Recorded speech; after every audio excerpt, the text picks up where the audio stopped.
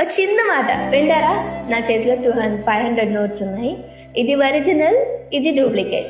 ఈ రెండింటిని బాగా ఫోల్డ్ చేసి డస్ట్బిన్లో పడేసాం. ఒక 1 year తర్వాత వెళ్ళి చూడండి. దీని వాల్యూ చెక్ చేయండి. నువ్వు ఒరిజినల్ తీసుకొని వెళ్ళి షాప్లో ఇవ్వు, ఖచ్చితంగా దీనికి కావాల్సిన వాల్యుబుల్ వస్తువు వస్తుంది.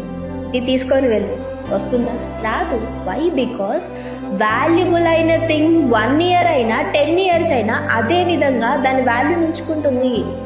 డూప్లికేట్ కాదే. చూడటానికి రెండు ఒకే విధంగా ఉన్నాయి, కానీ దేని వాల్యూ ఏంటి అనేది నువ్వు తీసుకొని వెళ్ళి కొనాల్సిన థింగ్ని బట్టి డిసైడ్ అయి ఉంటుంది. నీకు అర్థమవుతుంది కదా నేనేం చెప్తున్నాను? వాల్యూ అనేది నువ్వు ఎక్కడ ఉన్నా ఒకే విధంగా ఉంటుంది. అది నువ్వు వాల్యూ పర్సన్ అవుతే. సో నీ వాల్యూ ఏంటి అనేది యూ డిసైడ్. ఒరిజినలా, డూప్లికేటా?